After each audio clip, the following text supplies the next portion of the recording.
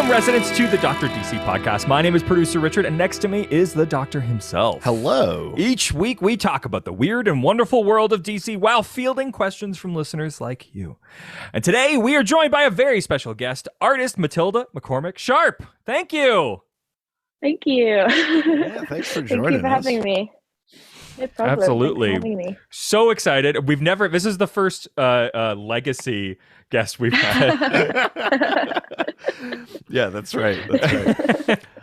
I mean, Matylda, you're an artist. You're an illustrator.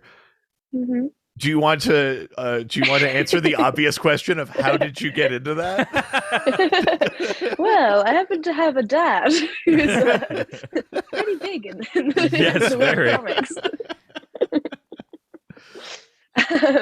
Yeah, my dad is Liam Sharp, who you obviously had on the podcast a few days ago, or a few episodes ago. Did he warn you about us? He was like, "Don't do it." I mean, truly though, is it as simple as being around someone who draws and things like that? Is that what inspired you? Because my mom is a fine arts major, and I picked up none of it. Yeah, no, a lot of my family are very creative. Sure. I wasn't like super into comics as a child, Right. so I don't actually know all that much of the ins and outs of like For sure. the comics. But I do like the indie comics and stuff. That I kind of got into that more later. But I've always loved like illustration, children's books, and Calvin and Hobbes, that sort of stuff. Right, yeah. I could totally the see that Bone books. inspiration. Yeah. So I love that stuff. So what's your favorite? The Bone books were probably the ones that got me into comics. Yeah. Yeah, Bone's great. Jeff Smith. Yeah, Jeff Smith, yeah. Awesome stuff. He did a really cool little Shazam run too. That was really yeah. Oh, really? What's your favorite kind of medium then for illustration? You know, I mean, obviously there's some kind of strip and comic stuff, but what do you like doing the most? Yeah, it used to be ink and watercolor, and then I got the iPad, and I've been using Procreate for like a year now. Right. So good. And I'm loving that. Yeah, I just really love that, and it's just super nice. I'm sort of getting more of a line work style, I think, and all of that sort of stuff. So it's nice developing those skills on digital, because I was never really into Photoshop. For I sure. couldn't quite grasp that. So, The pen tool is such a pain in the ass. It took me years to figure that out. But I definitely like the Procreate, and its watercolor technology is so good. It's really impressive. Yeah, that's why I like it, because it looks kind of traditional, but it's done digitally. Yeah, so it's just a little bit more less mess, less paper. And you obviously, and we'll talk about it at the end as well, have your own comic that's coming out, which is very, very exciting. What was the sort of process for developing that artwork? That was pretty fun. The writer is Bernard Menzer, and he had it all written out. He had suggestions for panels and things, but he gave me a lot of freedom of how I could change it around and stuff. So I would sketch out the pages. I do kind of thumbnails, and then refine the sketches, and then go in with the inks after that. And then my friend Jasmine Guzman, she colored them. Yeah. Oh, that's so incredible. That's really cool. Yeah. That the creation of like your own indie book is such an exciting thing. Like, it's really exciting. Yeah. For the people at home, do you want to give a little kind of short pitch about the book? What it's about? So it's called Yawa the Adventurer, and it's about this 13-year-old girl called Yawa, and her dad works at the Natural History Museum. And he's gone off on a research trip to Ghana and called her up, and something's gone wrong. Someone's, got him. The bad guys have come. And classic story. She has to travel all the way to Ghana and try and rescue him and see what's going on. That's awesome. So we get to you learn a little bit about Ghana and some of the history and stuff like that. So I'm gonna play the really dumb person here. So I saw that the book is also in French. Is Ghana like a French nation as well? Like French West Africa. Yeah. Oh, okay. And That's there's also amazing. Twi, which is the Ghanaian language. Yeah. Oh, that's so cool. Yeah, there's so many layers of coolness of what this book is. Like as soon as I saw it, because I saw Liam promote it and I was like, oh, this is awesome. And then I found it was his daughter and I was like, this is even cooler. I had to it's the first Kickstarter I've signed up for in like a decade. Really? I had to like blow the dust. I like get a new password. I was like, I don't know my password. Reset password. Yeah, there's so much good in what you're doing with this book. I'm super, super impressed. Yeah, it's really cool. Yeah. It's really exciting. I'm really happy to be working on it because I'm learning a lot too. There's a lot, I've been doing like research and stuff to try and get all of the relics as authentic as possible and stuff like that. Yeah. Have you talked at all? Really interesting. Have you talked at all with your father about like the process of developing these types of things? Yeah, a little bit. He's really annoying because he's had 30 years of experience, and I'll come downstairs and he's done like 3 pages or something. So I'm like, damn it, Dad. So you just draw it, That's a real parent thing, which is just do it. I don't understand. Just do it. Yeah, that's it very was funny. It was kind of fun listening to his episode of the podcast because he was doing when he was talking about the corridor thing, right? How you're designing the corridor. I was like, oh my goodness! So I went back to my illustrations. I was like, I drew a corridor. I hope I put enough information into it. I hope I made That's it incredible. Yeah, I was there's some stuff there. I must have picked that up from that. That's awesome. I mean, certainly, like I said, I picked up 0 fine arts ability at all. So for me, like I almost certainly like respond or register that there's more going on with certain artists or whatever. But yeah, having that like said out loud, I was like, oh yeah, I guess just like a box is boring. Sense. But I would like if you told me like draw a hallway and I magically was able to draw a hallway, it would be a box. Perspective's a bitch too. I mean, that's it is. the thing. And because with comics, every single panel is like an image. So you're doing like, sometimes 10 images on one page and it's like, oh my God, I have to, and you have to be like a storyboard artist too. You have to like follow the camera, follow the story, all of this. Your camera work is really, really good. I just got to tell you that. The little bits that I've seen so far, like your layout and perspective and like camera work is really, really, really impressive. Thank you. So here, a lot of hours of studying. I bet. So here's a question: is working on this comic?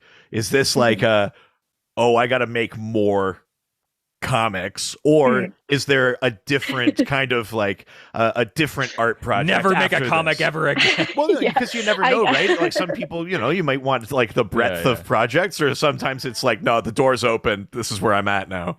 Yeah, I can remember my dad being like, don't get into comics. It's so difficult. I mean, that's a siren song in itself. Like, I won't, Dad. Now look at me. As soon as your parent says, don't ever do something, I mean, that's just asking you to. Yeah. Exactly.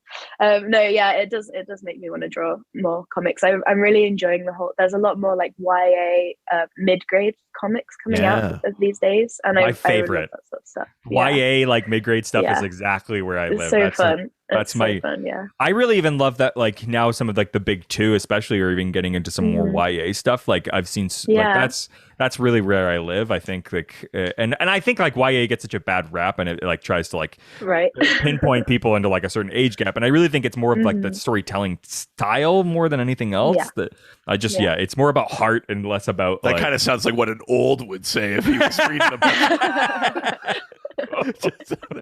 I like them too.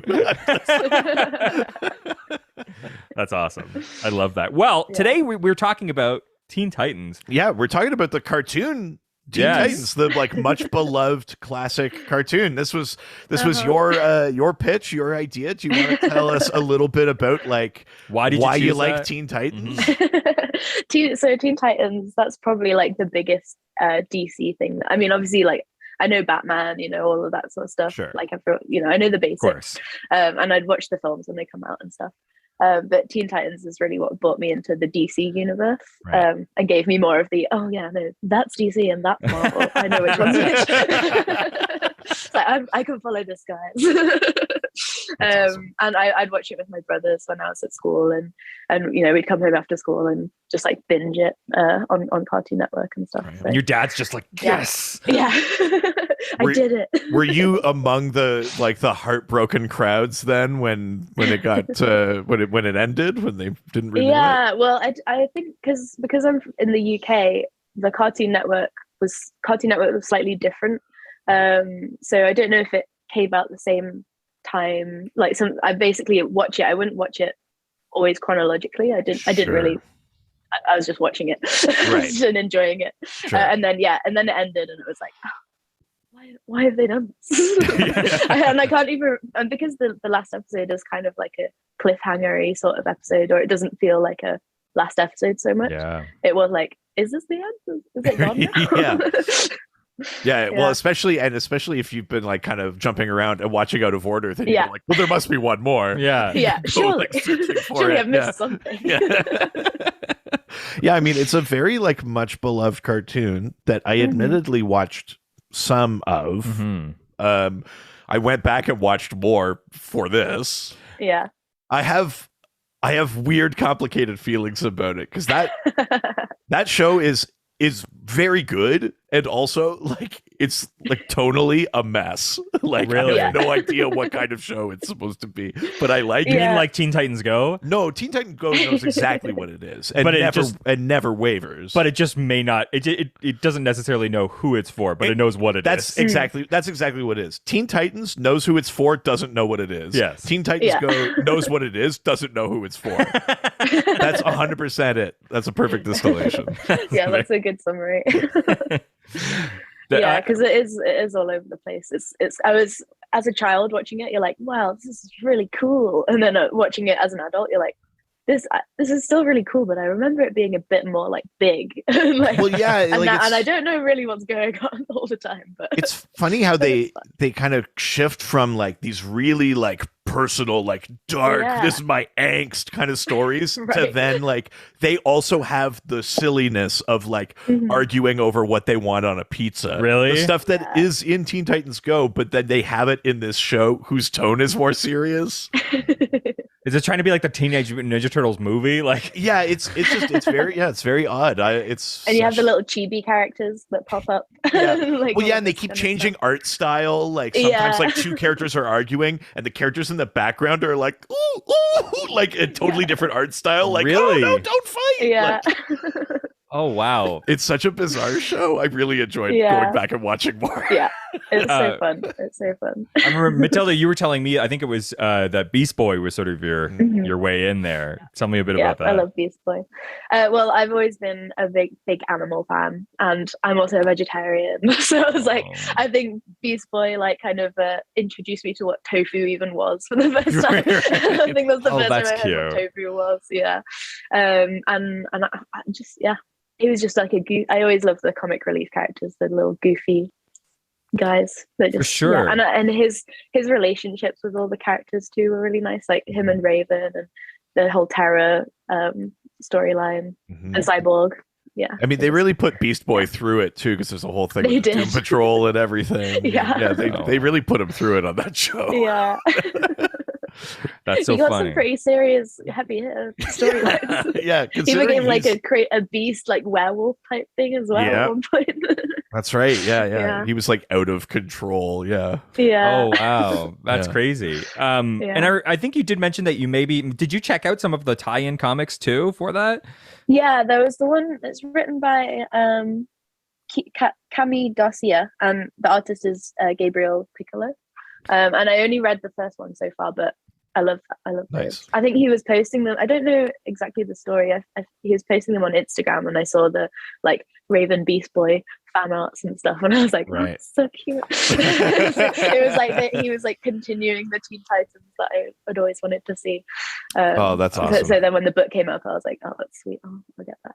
Amazing. Yeah. Well, we got a bunch of questions. That we should probably get to. I'm definitely excited to talk about me too. This will be a fun one. Yeah. All right. Well, let's start in Facebook. Go to the face and the book. Go to the Facebook. First question comes from Chicken Matty himself, Bok, Matthew Poulter, who asks, What do you think about their take on Judas Contract? I can't believe they. Oh my god. Okay, Matt says I personally think it holds up better than the comic. I mean, I can't believe they did Judas Contract. It doesn't take much, I think, to hold up better than the comic. Matylda, do you know what happened in the comic? I don't know what happened in the comic. Well, strap in. So, I mean, right. Very similarly to the show. Well, here, why don't we do this? Why don't we start with how the show does it, sure. and then we could jump in with what's different or glaringly different about the comic. Yeah. So the Judas Contract thing is the whole Tara Slade saga situation. Yeah. For those who maybe haven't watched the show, do you just want to give a quick synopsis of what happens to Tara there? Do my best. So Tara is this character who, what do you call it? Geokinetic or something? Yes. Yeah. Is that right? Yeah. Earth she powers, can move the rocks. Okay. Yeah. With the yeah. She's an earthbender. Yeah. Basically. An earthbender. Yeah. Exactly. Yeah. So she befriends the Teen Titans, but she can't really control her powers. She's like kept that hidden, and she's only told Beast Boy about it. And then they find out. Well, I think Robin figures it out, and she feels like she's been betrayed by Beast Boy and runs away, I think. And then she Slade takes her on as an apprentice, and then tries to destroy the Teen Titans with her, and she ends up like feeling really bad about it, and she she ends up saving them, but she is turned to a rock by the end. She's petrified by the end of it. Wow. So yeah, I don't know if there's anything missing from that. So synopsis. I mean, in the show, if I'm remembering correctly, at one point Slade has like specific like mental control over her, like he's moving but she's moving, like a puppet kind of situation. Okay, in the comics, there's this layer of Tara is working for Slade and infiltrating the Titans. She's going to help him take them down. But the additional layer is that Slade is sleeping with her. And Slade is in his 40s or older. 50s. He's like 15 or whatever. It's pretty bad. It's pretty gross. Judas Contract, though, is also the story where Robin becomes Nightwing. Yeah. Right. There's like some other things that happen in there, but I mean the broad strokes of Slade using someone to infiltrate the Titans, and it's that Tara, piece is there, and that piece is like it's a pretty good adaptation considering the cartoon's not going to go to the place the comic went. Because also it's the wrong thing to do. Yeah. But it's interesting because I think that's like the second time on the show that thing happens, because they do a whole thing with Robin in the first season where Slade kind of like blackmails him into being his apprentice, and he goes by Red X, and but he's like, it's like under duress. Like Slade is not like, well, you're loyal to me or whatever. He's like, if you don't do it, I'll kill the Titans. Sure. Yeah. Crazy. Yeah, it's wild. I prefer, even just hearing it, I prefer what they did in the yeah, I mean they change exactly the pieces you'd expect them to change, and that they needed to be changed. All right, let's go to the next question from We've Only Just Dan Done, who asks, can you please go into the dichotomy of Raven and Starfire's emotions and how they deal with them? How the series highlights that neither is wrong? Right. I mean, Raven very famously is, works to suppress her emotions because she's worried that losing control equals losing control of her powers equals becoming her dad. Yeah. Starfire is very like loose and carefree with her emotions, but I think it leaves her vulnerable to having her feelings hurt. Because they both like use their emotions along with their powers, right? So like Starfire, there's the episode where they switch bodies, and they have to understand each other's way of coping with their emotions. So Starfire's like, you have to feel unbinding courage and like to use the blasters and soaring happiness to fly and stuff like that. And Raven's like, no, not gonna do any of that. So she has to learn to kind of open up with her emotions, I guess, or let them out a little bit, and then Starfire has to learn how to control them maybe a little bit more. Or just learning, understand each other more. Yeah, totally. It's such a funny episode. I mean, obviously, because it's very, Starfire tried to rein in her emotions. Is very funny sort of setup. And so is Raven having to cut them loose. Mm-hmm. I think they spend more time with Raven on that through the series, though, because Trigon's the big bad in season 3 or something like that, and that's all about like whether or not she's going to lose control. Is she going to like fulfill the prophecy, become like Trigon, enslave worlds and dimensions and that sort of thing? But as far as I remember, Starfire is like the one character that doesn't really have like a season big bad. Like Blackfire shows up sometimes and there's stuff like that, but like the first 2 seasons are Slade. Then it's Trigon. There's Brother Blood, but that's more of a cyborg kind of story. Okay. And then there's the Brotherhood of Evil and the Brain, and that's more for Beast Boy. Yeah. So I don't think Starfire ever really gets like beyond like an episode like that, or just general episodes about like how she is. I think they probably dive deeper into Raven trying to keep everything in control than they ever do with Starfire's stuff. Oh wow! Yeah, I guess they go more into like the whole alien stuff.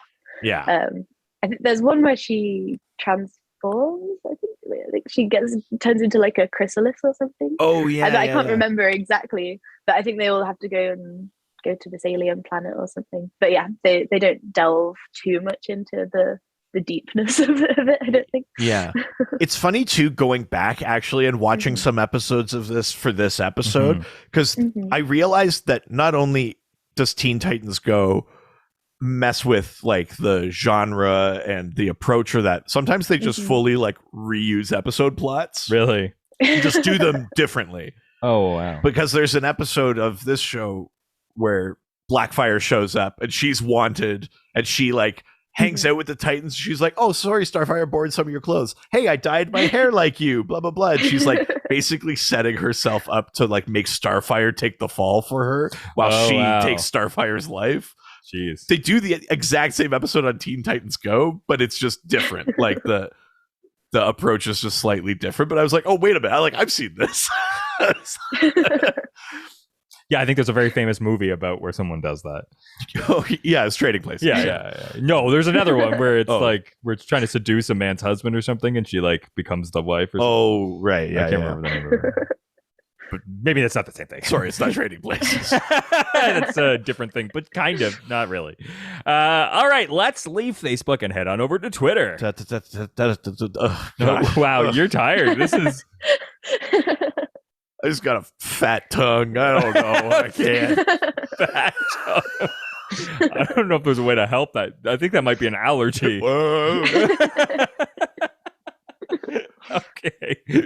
We're heading into Twitter. The first question comes from Lesbian of Many Names, who asks, I haven't seen the show in many years, but I remember that it explored a lot of related parts of the larger DCU.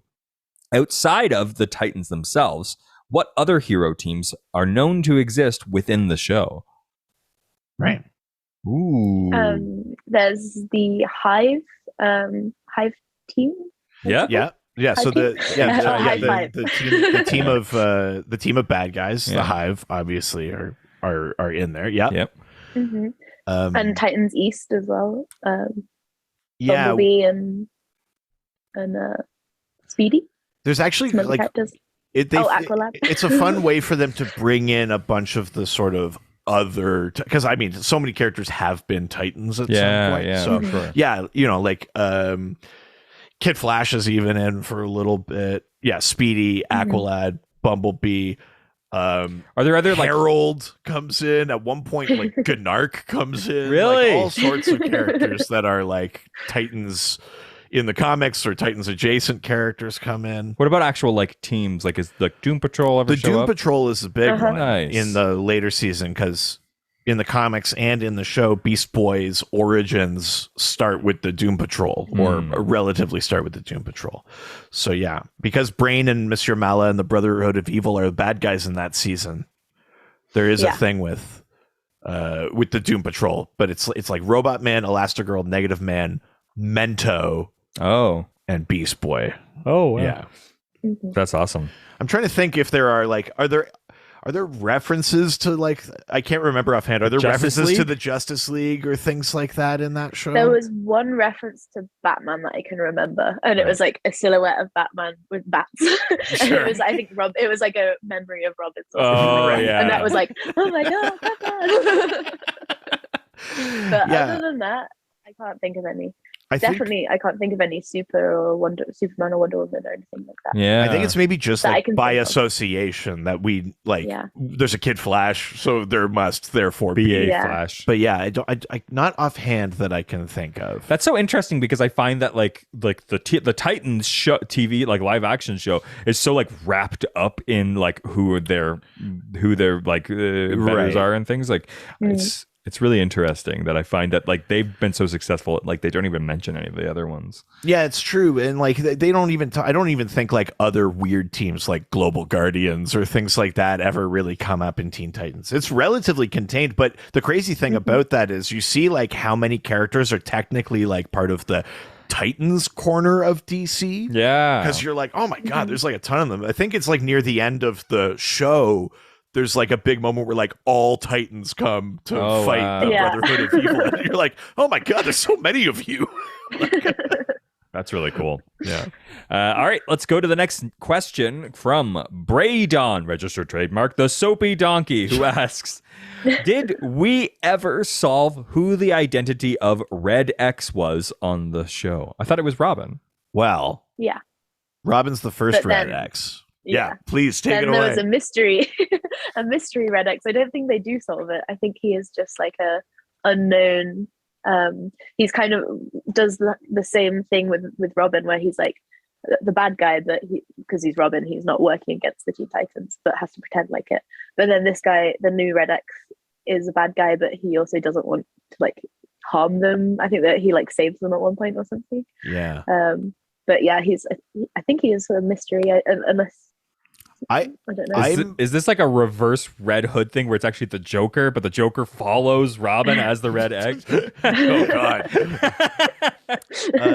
Yeah. So I don't think they ever did answer that on the show. I think Matylda's right. Wow. I don't know if like a tie-in comic maybe later did or something like that. Yeah, because I did read a few of those. I did read a few of the comics, and occasionally some characters that I'd never seen on the show before would appear, but I can't remember anything. Yeah. Wow. Yeah, I don't remember offhand. There's a Red X in the current continuity in Teen Titans Academy, and I haven't caught up on that book, and I don't know if they've revealed who that Red X is. Wow. But yeah, it's a mystery. Yeah. Well, speaking of mysteries, let's go to the next question from Organ Knight, who asks, "Who is Slade?" Slade. Well, that's I think maybe like from the first episode or whatever is Slade is like watching this screen and it's Robin going, "Who is Slade?" And then it echoes. All the screens are like Slade's. Ron Perlman. Really? Voices. I only just found that out.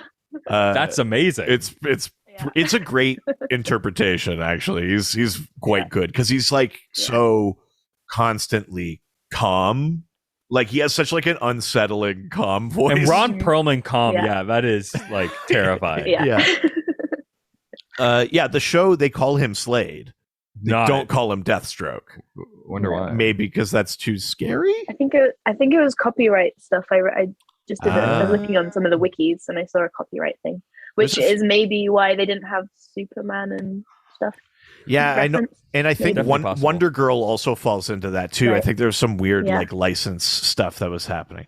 Okay, see, that's funny. I always just assumed they were like, Deathstroke's too scary a name. But then I was watching the show, I was like, there's no way it is too scary a name compared to what's happening on the show. I was like, why would they do this? Yeah. But they carry that over to Teen Titans Go. They call him Slade. They don't call him Deathstroke. Really? Yeah. That's right. Yeah. That's how I know. That's how I know the character, because that's how I watched it. So sure, yeah. Slade on Teen Titans Go, yeah. I mean, I guess I'm a little curious then, as someone who like is introduced to that character from the show. What's your opinion of Slade? What do you like about him? Like, what do you enjoy about his kind of deal? Yeah, well, kind of like what you were saying, he's just like a really calm. He just gives off very evil energy. Yeah. He's like a very good, like really bad guy who you just don't really have any empathy towards or anything. I did watch a bit of Arrow, and I think he was in Arrow. Yeah, right. So then when that came up, I was like, Slade. Right? Yeah, it's interesting. And also the half orange and half like grey, the whole it's just really iconic. Yeah, it is. It's a great look. It's funny too because this show captures very obviously the kind of Wolfman Perez era of like New Teen Titans, like that kind of vibe. And back in those days, Deathstroke was a little bit more like those Titans, like I'll get the Titans. And it's funny to see him like from where he is now, where he's more like if everyone just left me alone, you wouldn't know I existed. I would just take my contracts and go. And I mean, that was part of the thing, even in the Wolfman Perez run, is that it becomes personal for him. But it is funny to see the show be like, oh no, like this guy's like villain, as opposed to just being like a guy who's like, you got in my way, you made it personal. You know what I mean? Like, it's like he just wants to play with them. It's sort of interesting and fun to kind of revisit that side of Deathstroke. For sure. Yeah, that's awesome. All right, let's go to the next question from Mosaic Comics, who asks, I've always felt this show had a good ending, just not a happy one. Can you think of any other examples of a story ending on a downer while still being good quality and wrapping things up well? Ooh. Well, let's start with talking about the end of this show. You talked about the final episode kind of not feeling 100% like a final episode. It's got Terra. It's another Terra episode. I think that's the one. She's not Terra anymore, or if she is, she doesn't remember, or she's pretending like she doesn't remember. And Beast Boy's sort of trying to convince her the whole time, or remind her of, because they had like a little romantic storyline. That's right. So he was, he's trying to convince her to join the Teen Titans, and she doesn't want to. And it sort of ends. I think the other Teen Titans are on another mission. They're like fighting another bad guy, and then the ending is like Beast Boy leaving her to be she's going to a school somewhere in the city, and he's like runs away to help the rest of the Teen Titans. But I think he gives her the little Titan button, that's right, intercom thing. But I think she refuses it, and she's just not acknowledging. And it's interesting because it's kind of a quiet end to the show, because the big battle with the Brain and the Brotherhood of Evil is already done, and then the show ends on this very kind of quiet episode that almost in a way like didn't need to happen. Like I might be misremembering, but like I don't know that we got seeds of like Terra being back before that, did we? I don't think so. It's just in that episode, I think. So it's like it almost like doesn't have to happen at all. Just make us all feel sad for no reason. I mean, it is. It's very much like a kind of quiet, sad thing. So the other part of this question is, can you think of like another kind of show or anything you've taken in where the ending is like a real downer, but it's like the right ending? Probably BoJack Horseman. I don't know if you guys have watched that. It's like I've not gone back to the ending yet. I've only watched it once through, so I can't fully remember, but I know that it was definitely a downer. But it was I feel like that show is very well written, and I think they ended it on a pretty good. I mean, almost ending. Every season of that show ends on a downer, and then you pick up and delve deeper the next season. Exactly. Yeah, it's a great example of that. Do you have one you can think of, Richard? I mean, just the one that I initially said, which was The Good Son with Macaulay Culkin. Oh no, I've not seen that. It's a dark fucking and moving. Good Lord, great ending though. But yeah, it's messed up. It's not it's not the downer thing of this question, but the way that Teen Titans ends makes me think a little bit about how Supernatural ended, where the big actual like ending where it's like we beat the bad guys, blah blah blah, happens like, and then there's an extra episode of like, why would you do this? Why would you do this? It's a little sad, except the thing in Supernatural is it's not that sad of an episode. It's just sad that it's not as good as the episode that came before it. That in itself is sad. So sort of meta sad. Yeah, absolutely. No, for sure. I thought of Buffy too, because that was like there was like favorite characters killed off, as Joss Whedon often does, and like they'd gone through a lot, and it's like just over now, and they've all got to deal with like everything that's happened. I mean, you're right on the Whedon thing. Then like Serenity, right? Like the kind of the movie that caps off Firefly is like it's sad as hell. Like, it's bad. I do kind of prefer that. Like I think with like really big long running things, it's always challenging to end on a sad note, because I think like so much of the audience is like needing closure. Sure. Like I always think about the like happily ever after Harry Potter ending, which is just like right, like I get it, but like it feels... and they all wave the train. Like friends. Like even after it's like we won the big battle, it's like, and then like a nice little like especially because nothing changes. It doesn't change their relationship to the Muggle world. It doesn't change any of their laws or structures in the Wizarding world. This big thing happens. Still Slytherin. Like that's still the whole thing. But they're still sorting the houses. The systems in which created Voldemort are still in place. I'm pretty sure this will never happen again. Yeah, it's not like we have a whole like stream for bad wizards. It's fine, guys. Should we really be stoking the ambitious ones? Yeah. Should we really have a hat that says you could do great but terrible things? Do we really have a hat that says when you're 11? Okay. When you're 11, you're nothing special. Go by the kitchen, you know. Yeah, that's true. That is, fair. So funny. All right, let's go to the next question, which means that we are leaving Twitter and heading on over to Instagram. Now we're going to Instagram, take some questions and answer them. First question from Instagram. I didn't trip over that one. Huh? Got wrapped my fat tongue around that one. I can't do that. God, you always say that. First question from Instagram comes from Cursed Blob, who asks... That's my tongue.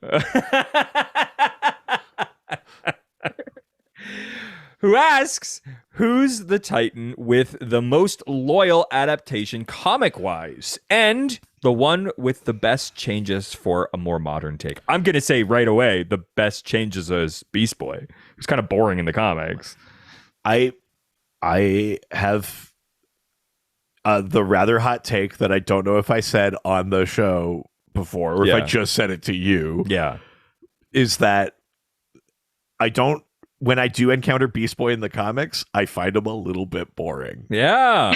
Like I don't know if it's that they don't give him enough, or the stuff they give him just doesn't like land for me or something. Mm-hmm. Like it should be more interesting, especially with like the Doom Patrol thing, and then coming to the Titans, and then he goes back for a bit, and there's all the like. Mm-hmm. I think I should find him more interesting, and I don't.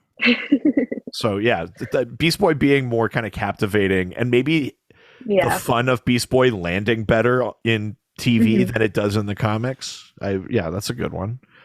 Yeah, I think he does work well in the animated sort of space. Yeah. And maybe that's part of it too, is maybe it's just like it's so much easier to convey the spirit of his attitude and his powers when it's actually like, in motion. Mm-hmm. Maybe that's part of it. Who knows?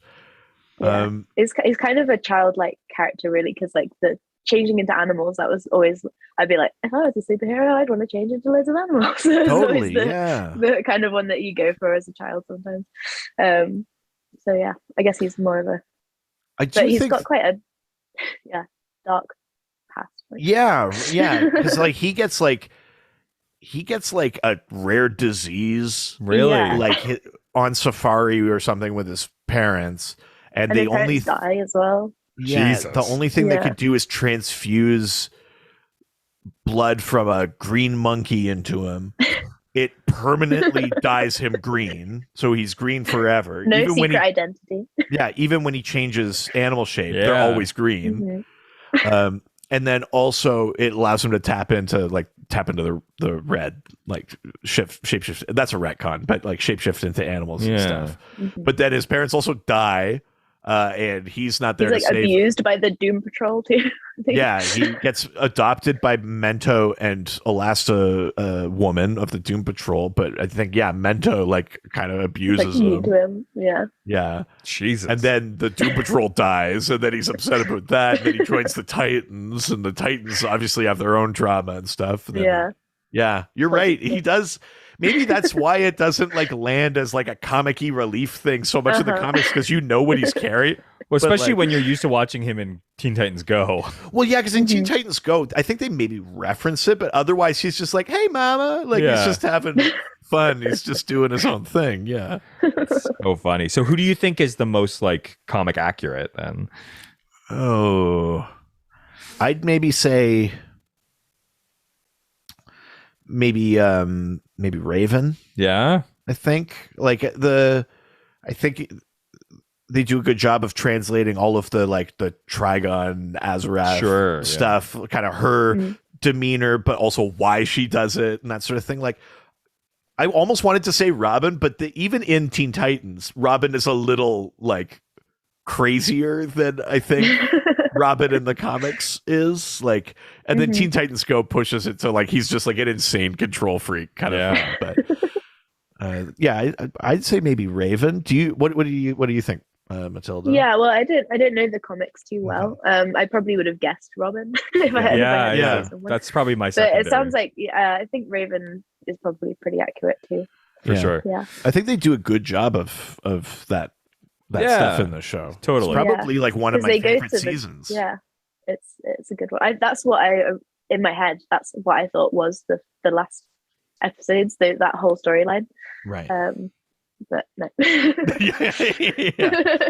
It would have made like a good kind of finale thing. Trigon feels bigger than the Brotherhood of Evil did. Yeah. Which is interesting because it feels like Teen Titans Go then is like it's like Broken Telephone. It's almost like they are an adaptation of the Teen Titans TV show rather than the comics. Yes. Which is really interesting. Yeah, it is. It's kind of fun. Well, and they're like directly riffing on it. So they had the crossover, right? They did. I don't know if you saw that or not. I haven't, but I do want to, because I don't really watch Teen Titans Go. I watched a few clips for this and I was like, oh, strange. It's very different. Yeah. And I think that was maybe the general reaction too of the Teen Titans crowd when Teen Titans Go came out. It's like this isn't what we wanted. Yeah. It's not and the reality is it probably wasn't for them. Though also it was for them. Arguably not for anyone. Yeah. It's just but for you, I guess. It's just for me, I think. Yeah. I do love that they use the voice actors though. I'm glad about that.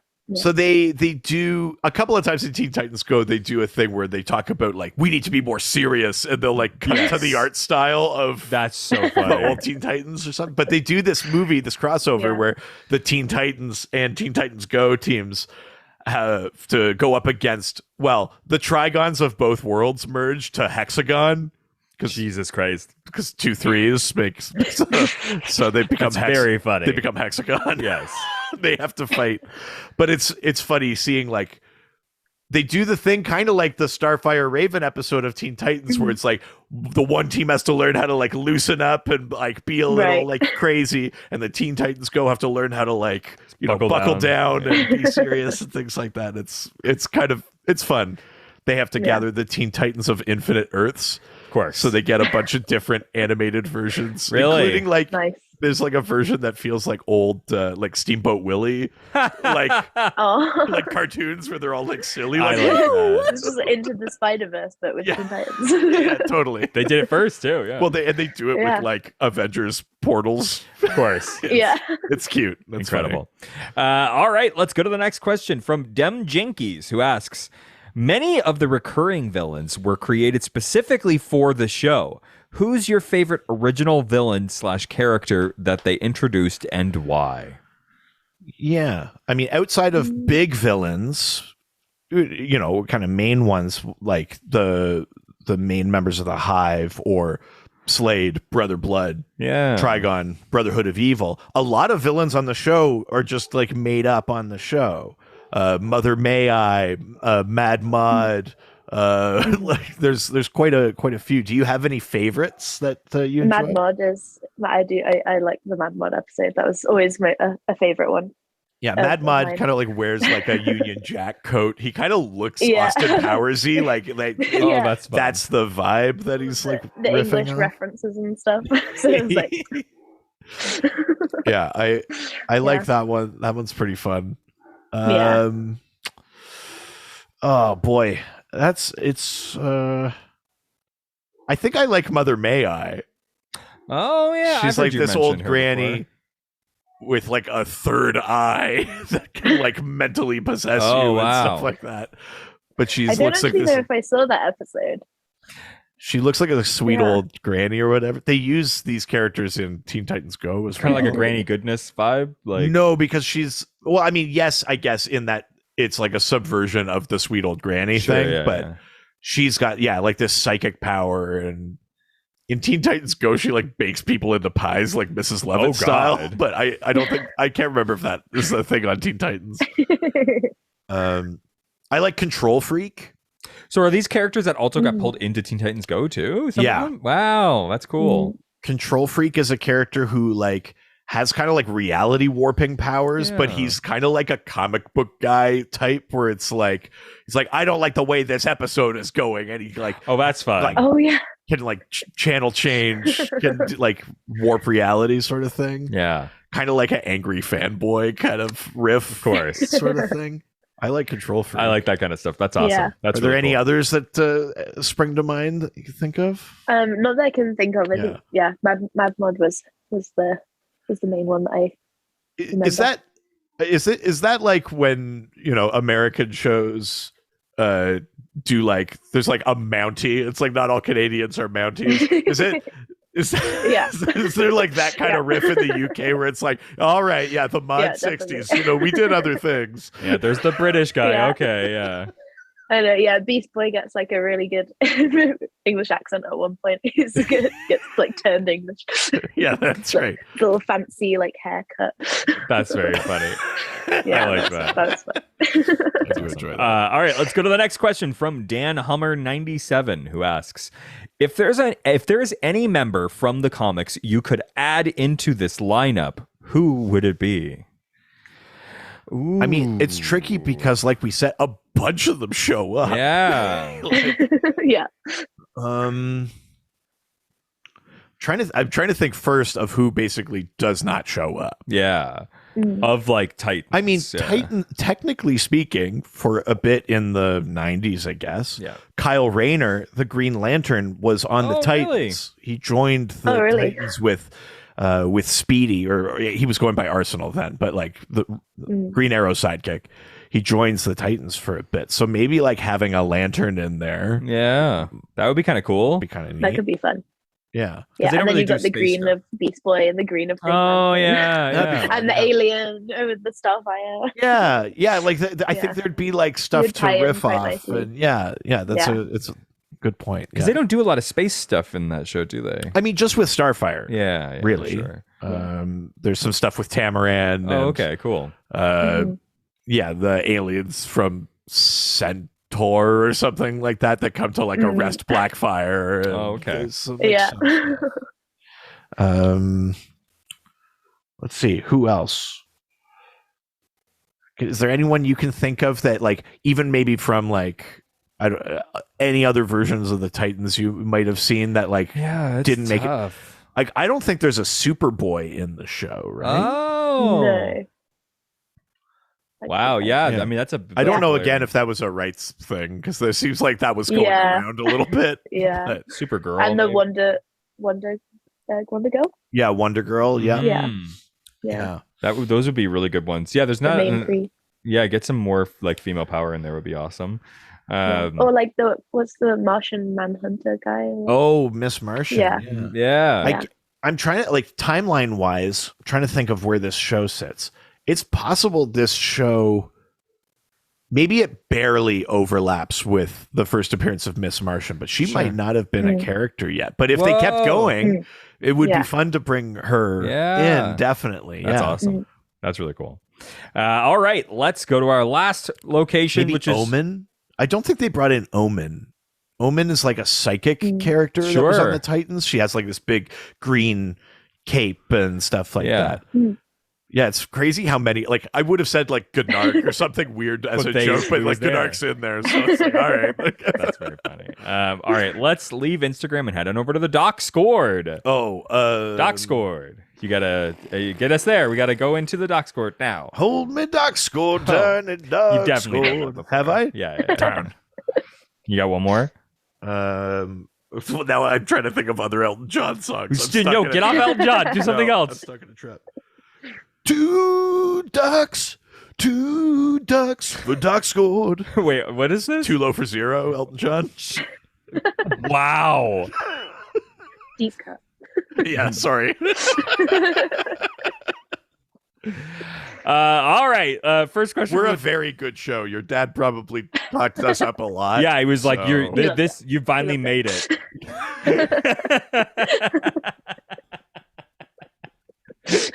This is it. Welcome to the top. Oh, I'm so honored. Yeah. Oh, you're gonna do so much better after this. Yeah, this is really just the first stepping stone. I peak.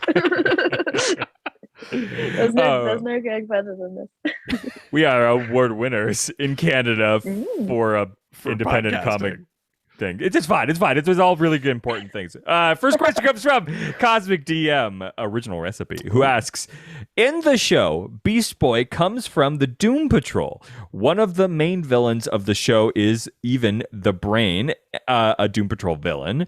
Does comics Beast Boy still have a connection to that team in modern continuity? Because they even have that in the live action show as well. Have you gotten a chance to see any of that yet, Matylda? No, I haven't seen the live action. Really great. Really good. Yeah. But definitely like different for sure than what the show is. Yeah, I mean, and you're right. They do bring Beast Boy in like from the Doom Patrol in that show. Right. Short answer to this is the Beast Boy's first appearance is like in the 60s in Doom Patrol 99, I think. Sure. Or somewhere around there. Yeah. So in the comics, that was his origin. There was that New 52 era of comics where everything got retconned and stuff, and like Beast Boy wasn't even green anymore; he was red. Oh my God! God. They were like, they made everyone with animal powers. They were like, you're all connected to the red. So like Animal Man, Vixen, Beast Boy, and they were like, if you're connected to the red, you should be red, which is whatever. But during that period, the Doom Patrol is sort of fuzzy. Like they don't show up for until a few years later. Yeah. What the history is, who knows? But in comics now, they've done this whole continuity thing where everything that happened has happened, including the times where things didn't happen. So like people are like, random people on the street are like, hey, should I know you? And they go like, yes, but Darkseid broke time. And you go like, oh, right, I remember now. Like everyone has this weird knowledge of different versions of themselves. That's fun. So I think because of that, we could just say, yeah, Beast Boy and the Doom Patrol have a thing. They might not talk about it or stuff like that, but like I think it counts. It exists. He totally makes sense for the Doom Patrol too, to be honest. Like I love him on Titans, but like it does make sense. Well, we should talk about like being called Beast Boy. That's like a Doom Patrol name. That's like a self-hatred kind of name. I'm Beast Boy. To the point that in the comics, this bad guy like uses the name Beast Boy so like derogatorily at him for so long that when he joins the Titans, he goes by Changeling. Wow. Like he's like, don't call me Beast Boy. I hate that now. Wow. Yeah. I'm Changeling now. Yeah. That's crazy. You know, because Beast Boy just has that kind of Doom Patrol. I'm Robot Man. I'm Negative Man. I'm Beast Boy. Like that's true. Like, they're all kind of like self-deprecating names. Yeah. That's weird. All right, let's go to the next question from lovely Mrs. Long, who asks, I am a big fan of Starfire's speech pattern in TTG. Does she talk like that in any of the comics you've seen, or is that specific to the show? What's with that? Yeah, let's talk about the way Starfire talks. How does she talk? She's got a fun. Do the best Starfire impression. Oh yeah, I mean, I can't do an impression, but I mean, no. I like that there's a sort of like she speaks very literally. Yeah. Like she has a kind of Amelia Bedelia thing going on, where someone says like, "Draw a bath," and she, Yeah. It's almost like a Spectrum-y kind of thing? Like no, they're playing like the fish out of water thing. Like she doesn't understand idioms. Thing. Like a Drax kind of thing? Yeah, I think probably more like that. Yeah, if you watch for anyone. Yeah. Anybody out there watching these Marvel movies? I realized how I was phrasing that. I was like, oh, it's everybody. It's a kind of like you may not know it. It's a bit of a deep cut piece of media. It's a little bit of a hipster sort of thing. Yeah. She's sort of like Mantis as well. Totally. That's more like up. She's like a sweet, very. I like that. Yeah, personality, very bubbly. So I mean that's part of it is that she's not good at idioms and they play that for kind of laughs and that, but that she also has like I'm trying to think of like instead of saying like the word bed, instead of saying the word bedtime, she'd say like it's the time of the bed. Yeah, sure. She like does that kind of thing a lot. Where it's it's the time of supping. I've prepared a feast, my friends. Like she talks like that. Where she takes the word supper time and messes around with it. Like there's a lot of those kind of qualities to it. That's really cute. I don't know that I've ever seen it quite that pronounced in the comics. They certainly do play up the alien, unfamiliar with our culture thing, like more than other comics. Characters. Less so now because she's been on Earth for so long. But yeah, that's part of it. But I think that's specific, like very kind of like. I guess it's kind of Asgardian. Oh yeah, that's right. Yeah, son of Cole. Yeah, yeah, that is very true. Yeah, that is very. It's a good point. I think the Mantis comparison that Matylda made is pretty accurate because that's the right kind of like, oh yes, are we going to do? Yay, the battle will commence. Like, it's like that kind of. That's thing. cute. I like. It's very cute. I think that's more pronounced though in the show. Than in the comics, and that specific speech pattern might only be in the shows. Nice. Yeah. All right, let's go to the last question from Mullet Overlord, who asks, I understand why Wally wasn't a big part of the cartoon, as he was an incredibly prominent as Flash in JLU at the time. But why wasn't Donna Troy's Wonder Girl a major part of the show? She was a huge factor in the Wolfman Perez era that the show is based on. So... again, I think like what Matylda said about Slade's name, I think it comes down to a licensing thing. I'm pretty sure they were having some sort of licensing issue. I can see the look on your face and it's saying, doesn't DC own all of this? What is the licensing issue?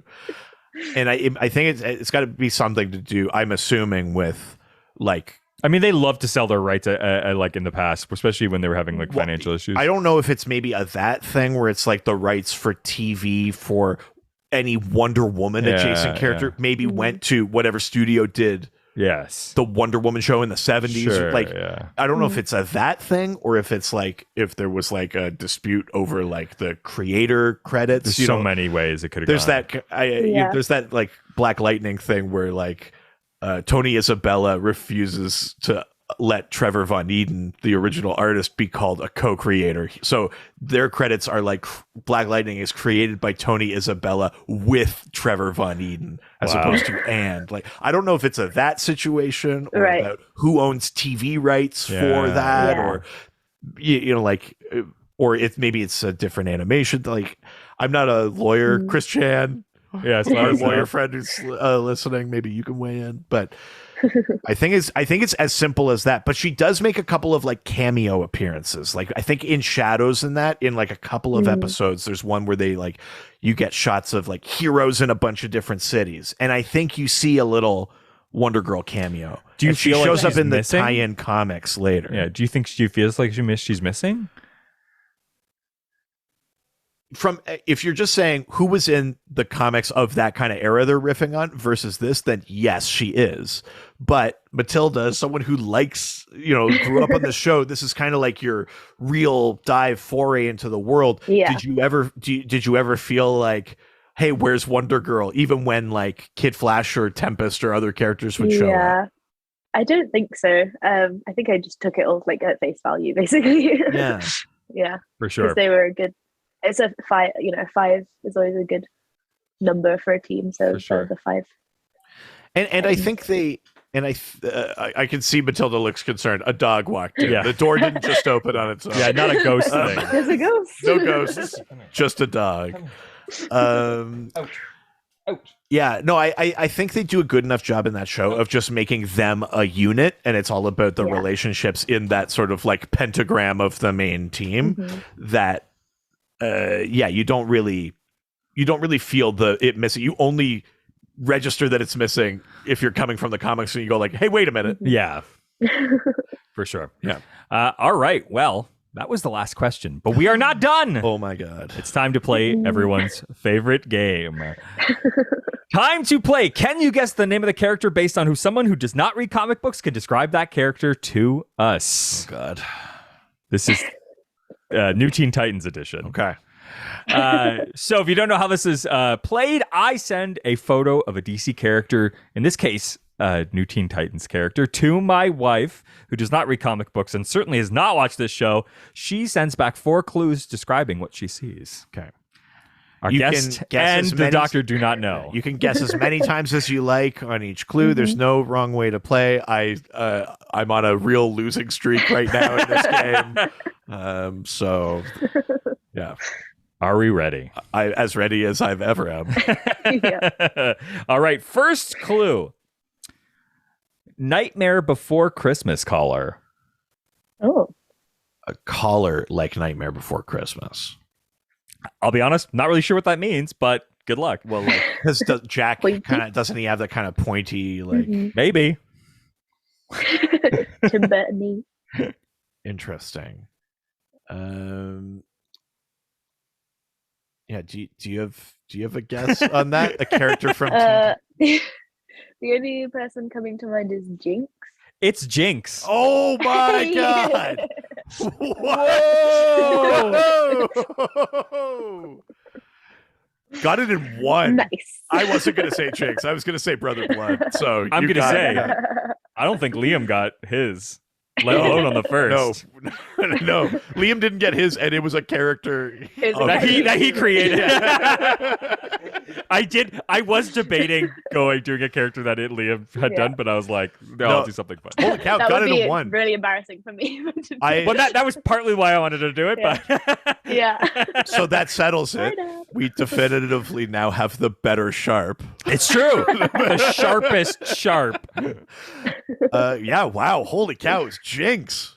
Nice. I was going to say Brother Blood, so I wouldn't have gotten it. Holy shit. Well done, Matylda. And for that win, you can now let everyone know where they can get your comics. If you didn't win, we weren't going to let you do it. Yeah, please plug your comic. I know that I think the first round is done at this point, but are you planning on making more? There'll be more in the future. Yeah, tell people all those places. Yeah, so Yahweh the Adventurer is the comic. That's on Kickstarter, so you can see in the future if there's some more of those. And then just like Instagram is where I mostly hang out, which is at Matyldraws, so MATYLDARW draws. Hey, there you go. Like X-Men. You're a drawer. It's fine. Yeah, I know. This is why I do the We'll make sure we put those links in the episode too, so people can find it. But I'm so excited for that Yahweh the Adventurer. Though. It looks like a great thing for your daughter as well as you. Like it's I love the representation there. I love it. It looks just like it's a great story. I'm super stoked about that. And for all of our Canadians out there who speak French, there's a French version. So exactly. Love that. We'd love to hear from you, residents. We have do we have an episode to get questions for? No, because things are. I don't know when this is coming. Because I like to aggravate Bruto. I just record in whatever order I want.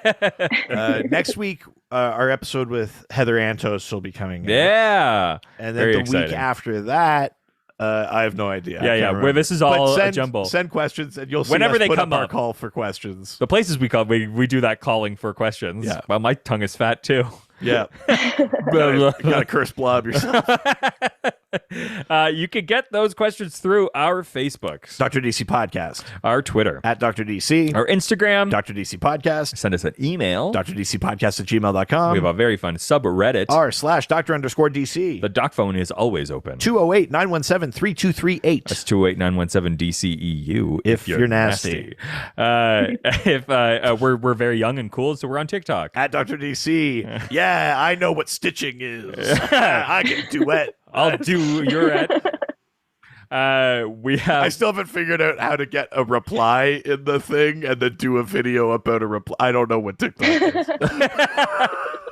I don't even have a TikTok. It's fine. Oh, thank God. Oh my God. Is TikTok old now? Oh no. Yeah, we're all on Spam-a-lam now. That's the new one. That's such an old way to say something. And because we're old, we also have a website. drdcpodcast.com or .ca. Give us 5 stars reviews. We want those. You can also send us some physical mail to Richard Eden or Reed Vanier at 301 Hogue Street. It's Hoge Street, Whitehorse, Yukon, Canada, Y1A1V8. We've also got a Patreon. Yeah, patreon.com/DrDC. There are $1, $5, $7 levels. They all give you access to the Docscord, our awesome fan community on Discord. Right. And then also at the higher levels, you get bonus episodes, videos, theme polls, all sorts of fun stuff that helps support us. And I've already harassed Matylda already a lot about this thing, but watch Supernatural because we have a whole podcast about it. Sorry, hang on. You were like, Matylda, do you watch Supernatural? Matylda said, not really. And you said, do it. Do it. Yeah. Do it. Basically. Good Lord. For like an hour was just like, these are all the reasons why you should. Yeah. Fine, I'll do it. I think your reaction was because I think you said that it might be too scary. I think that was part of it. Yeah. And I was like, trust me, if this guy can watch Supernatural, you definitely can. What are you talking about? I'm a famous brave. Yeah, Ghostfacer's a Supernatural rewatch. We are going through every single episode of Supernatural. We're largely through season 4 at this point.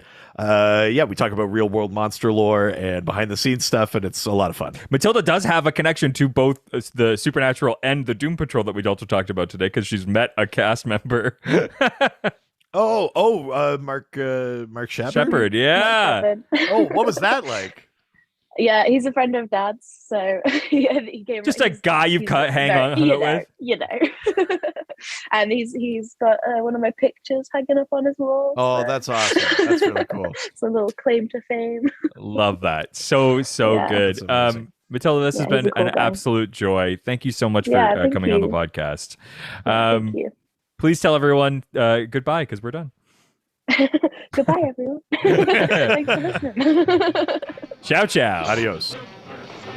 Heroes, they always fight for what is right. Live with danger and adventure, they are men of might. This was a Brain Freeze podcast.